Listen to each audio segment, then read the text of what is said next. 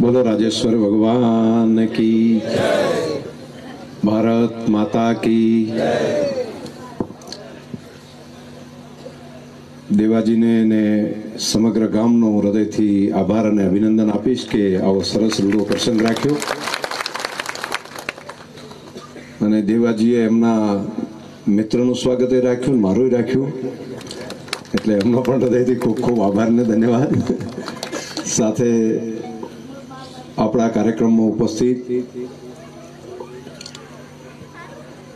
આપણી બેંક બનાસ બેંકના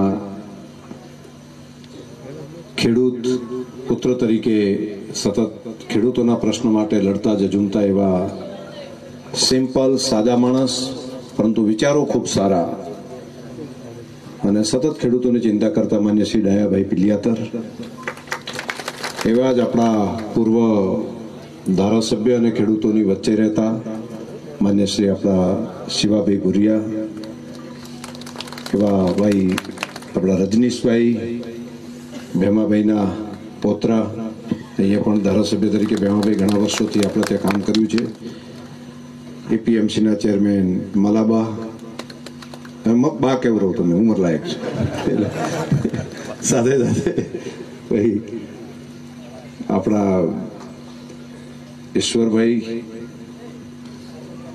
મફતભાઈ, હમણાં અગ્રાજી ઠાકોર બેઠા છે, એ લાખણીના છે, એટલે ત્યાં બેઠા હતા ને ત્યાં બધાને ખેડૂત સમાજ સાથે જોડાયેલા છે, એટલે મેં તેમને કીધું તમે ત્યાં મત બેહો, અહીંયા બેહો, અહીંયા આગળ બેસાડ્યા છે એમને બધાની સાથે સ્ટેજ ઉપર બધા આગેવાનો, તમામે તમામ આગેવાનો, વડીલો બધાએ, અને સમગ્ર હિંદવાણી પરગણામાંથી ઉપસ્થિત સૌ આગેવાનો, વડીલો, અહીંયા હું સમજુ ત્યાં સુધી ખેતી જે કરતા હોય બધા ખેડૂત સમાજ કહેવાય, એમાં કોઈ પણ જ્ઞાતિ સમાજનો માણસ આવે, પરંતુ ખેડૂત સમાજ તરીકે એમાં જે ખેતી સાથે જોડાયેલા હોય, ધરતી સાથે જોડાયેલા બધા ખેડૂત સમાજ કહેવાય, એટલે અહીંયા ખેડૂત સમાજમાંથી ઉપસ્થિત વિશાળ સંખ્યામાં સૌ વડીલો, ભાઈઓ, યુવાન મિત્રો, ધરતી માતાને ધાવીને મોટા થાય એ ખેડૂત સમાજ, અને ધરતી માતાને જે પ્રેમ કરે, ખેતી અને પશુપાલનને જે પ્રેમ કરે એ ખેડૂત સમાજ છે।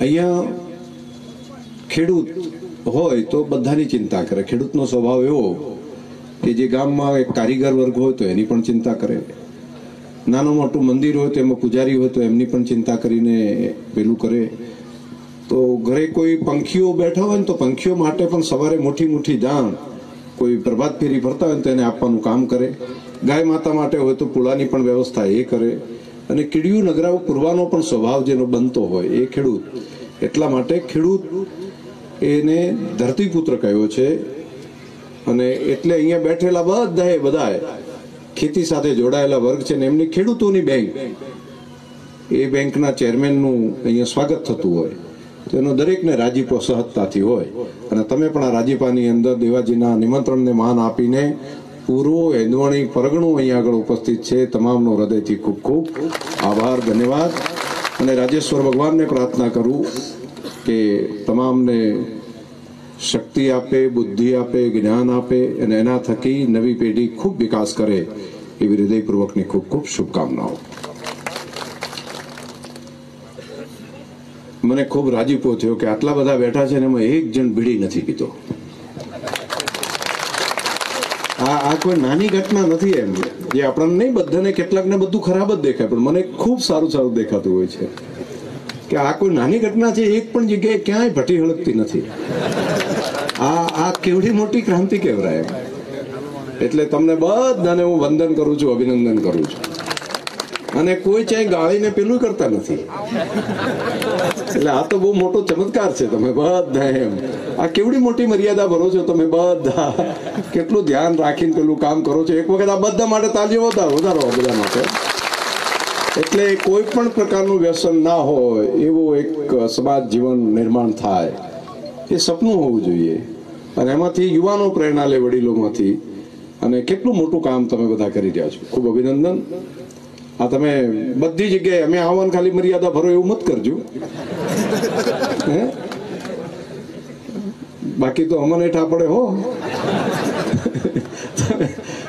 નાના મોટો કાર્યક્રમ બીજો ત્રીજો ચાલતો હોય તો હવે જે રીતે છોડ્યું છે એ પ્રમાણે ધીમે ધીમે એક એક કરતા આપણે એક વ્યસન મુક્ત સમાજ જીવન બનાવવું જોઈએ. અને વ્યસન મુક્ત વ્યક્તિ બને, સારો ખોરાક ખાય. પરમાત્માએ સરસ શરીર આવ્યું છે, તેની અંદર આપણે તો ભાગશાળી છીએ કે જીવનમાં સૌથી અગત્યનું કામ જો કોઈને હોય તો પોતાનું શરીર સાચવવું. અને શરીર સાચવવા માટે 3-4 આયામ નિયમ છે. એમાંનો એક નિયમ છે ખોરાક. અને ખોરાક તૈયાર કરવાનું ઈશ્વરે આપણને કાર્ય સોંપ્યું છે. આપણે ત્યાં થાય છે, એ કોઈ કારખાનામાં નથી થતું. ગમે એટલા ઉદ્યોગપતિ હોય, કરોડપતિ હોય, એમને ત્યાં ના થાય. અહીંયા આપણા ડેપ્યુટી કલેક્ટર સાહેબ બેઠા છે, આવડો આખા તાલુકાની જવાબદારી છે, પણ એમને ખોરાક તો લેવો પડે તો ખેતી પાસે, ખેડૂત પાસેથી. મોટા મોટા ઉદ્યોગપતિ હોય, મોટા મોટા ગમે એટલા પૈસા હોય, પરંતુ એને સૌથી પહેલી જરૂરિયાત છે નહીં પડે ખોરાકની ને. તો આપણે ખેડૂત તો મનુષ્ય જીવનની સૌથી અગત્યની પહેલામાં પહેલી જરૂરિયાત પૂરું કરવાનું કામ એ ખેડૂત સમાજ કરે છે. તો આપણે ખોરાકમાં 2 બાબતોનું ધ્યાન રાખો. હું તો કહું છું બધાને સારામાં સારો ખોરાક બનાવીને આપવાની જવાબદારી આપણી હોય, પણ કમસે કમ પોતે સારું ખાવાનું ચાલુ કરે ને તો બીજાને સારું ખવડાવીએ કઈ. તો આપણે સારું ખોરાક ખાવા માટે શું કરવું પડે? આપણે બાજરી અને ઘઉં કે જુવાર કે કંઈનું કંઈ આપણે એક અનાજ તરીકે લઈએ છીએ. બીજું એક કઠોળ લઈએ છીએ. એમાં મગ, તુવર કે અડદ કે એ આપણે લઈએ છીએ. ત્રીજું આપણે શરીરની અંદર શાકભાજી લઈએ છીએ. અને ચોથું આપણે ઘી, દૂધ લઈએ છીએ. આપણો મુખ્ય ખોરાક જે આ વિસ્તારના પ્રજાજનોનો આ છે. આ બધું લગભગ આપણે તે તૈયાર થાય છે. પછી નાના મોટા મસાલા હળદર નાખતા હોય તો એ પણ તૈયાર થતું હોય. મરચાં તૈયાર આપણે ત્યાં થતા હોય, રાઈ પણ આપણે ત્યાંથી તૈયાર થતી હોય. તો આ ઘરમાંથી તૈયાર આપણે ત્યાં આ ખોરાક તૈયાર કરવાનું કામ કોણ કરે છે? તમને બધાને લાગશે કે ભાઈ એમાં શું શંકરભાઈ નવું કર્યું, આ તો વર્ષોથી કરાશે. એવું નથી. અગત્યનું છે, ખૂબ અગત્યનું છે. આના માટે આખી દુનિયા જીવે છે, આના કારણે જીવે છે. પણ હવે એમાં રહેલું પોષક તત્વ જેટલું તાકાતવાળું હોય એટલા આપણે તાકાતવાળા થઈએ. તમને ઘણા બધા ગંઢિયા તમને વાત કરતા હશે કે પહેલા મારા બાપા હતા ને તો આમ હેડ્યા જતા ને તો 2 બોરીઓ આમ ખભામ લઈ અને ગાડી ઉપર ચડાવી દેતા. આવું તમે સાંભળ્યું હશે ને? સાંભળ્યું હોય તો કોણ મને આમ એવું હોય હાથ ઊંચો કરજો. આવું સાંભળ્યું છે ને? મોટા ભાગનાને વાત થઈ. તો તમને લાગે શંકરભાઈ શું વાત કરો છો?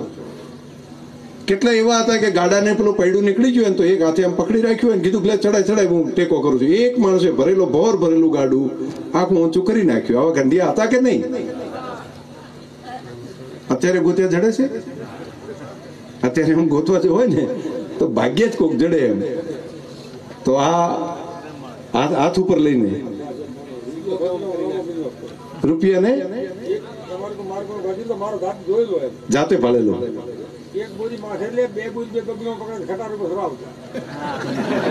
આવો માણસ એમણે કીધું મેં મારી નજરે જોયેલ છે કે માથે એક હતું બોરી, 2 બાજુ રહે અને ખટારા ઉપર ચડાવતો.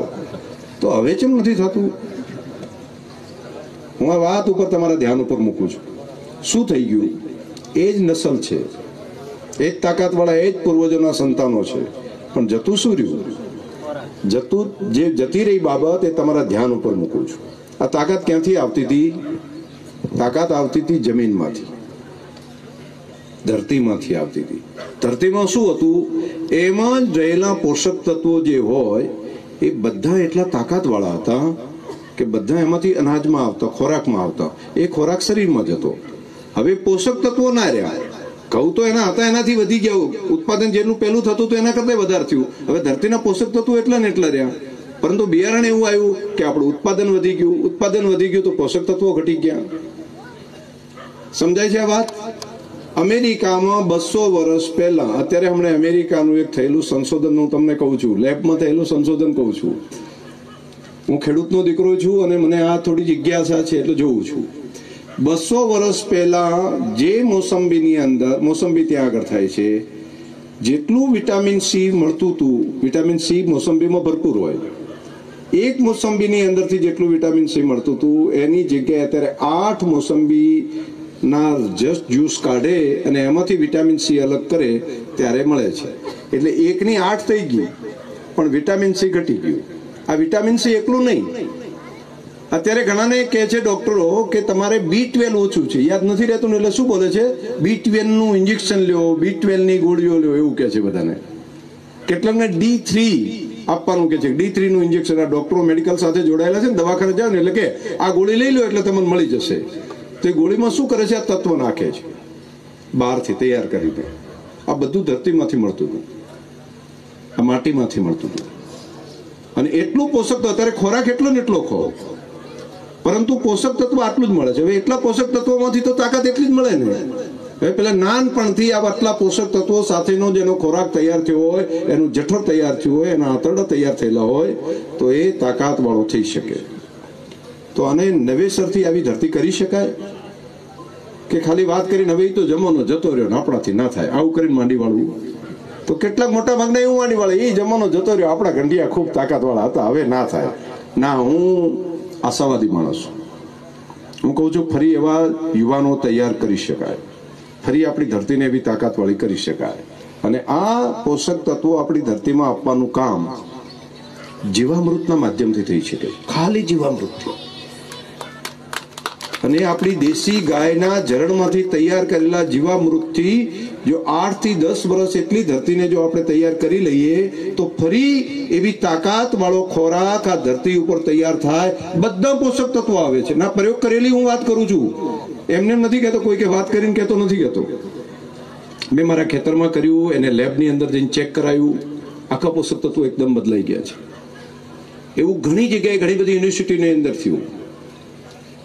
એક ન્યુઝીલેન્ડની અંદર મેસી નામની યુનિવર્સિટી છે, એની અંદર હું ગયો હતો અને ત્યાંના સાયન્ટિસ્ટો સાથે મળ્યો. એ લોકોએ એવું કર્યું કે પોતે લીવર બનાવવાનું, આર્ટિફિશિયલ લીવર બનાવવાનું કામ કર્યું.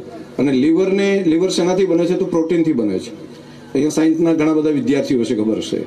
તો એ આર્ટિફિશિયલ પ્રોટીનને ત્યાં આગળ વલોવીને એની અંદરથી લીવરને સ્ટ્રેન્થન કરવાનું કામ એમણે કર્યું કે એમાંથી આપણું બોડી કઈ રીતે તૈયાર થઈ શકે. મિત્રો, આ બધાની બાબતમાં વિજ્ઞાનમાં કંઈ આગળ જાણવાની આપણને લાગે કે આપણે તો આટલું બધું ભણેલા નથી, શું ખબર પડે? હું સીધી વાત કહું, આપણા ઘરના છોકરા, નવી પેઢી, આપણો નાનો દીકરાનો દીકરો એ આવો તાકાતવાળો થાય એ તમે કરી શકો. એ કરવા માટેનું કામ તમારે 2 કામ કરવાના છે. એક, દેશી ગાયનું ઘી, એને ખોરાકનો ભાગ નાનપણથી બનાવી નાખો. દેશી ગાયનું ઘી ખોરાકનો ભાગ બનાવી નાખો. અને ગાયને એક જ પ્રકારનું નહીં ખવડાય કરતા, હું એને પણ થોડી જ ચરવા દો, એને થોડી છૂટી રાખો. એટલે એ જાતના ઘાસ ખાય, લીમડાના પત્તે ખાવો જ ખાય, એને બીજું પણ ખડ, દેશી ખડ ઉગે ને એ પણ એને ખવડાવવા દો. એ પણ અમૂલ્ય છે. આપણે જે નિંદામણ કહે છે ને એ અમૂલ્ય છે, એમાં ઘણા બધા પોષક તત્વો છે, એ એને ખવડાવવાનું. એવી ગાયનું દૂધ અને ઘી એ તમારા દીકરા દીકરીને પીવડાવવાનું કામ ચાલુ કરો.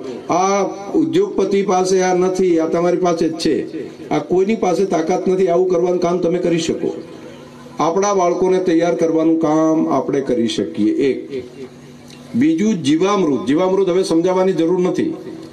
જીવામૃત દેશી ગાયના જરણની અંદર ચણાની દાળ, ગોળ, બાકીના કેટલાક તત્વો નાખવાના હોય છે. એ બધાને ખબર છે ને, અત્યારે તો એની રેસીપી તૈયાર છે. એને અઠવાડિયા સુધી હલાવી અને જમીનની અંદર મૂકી દો.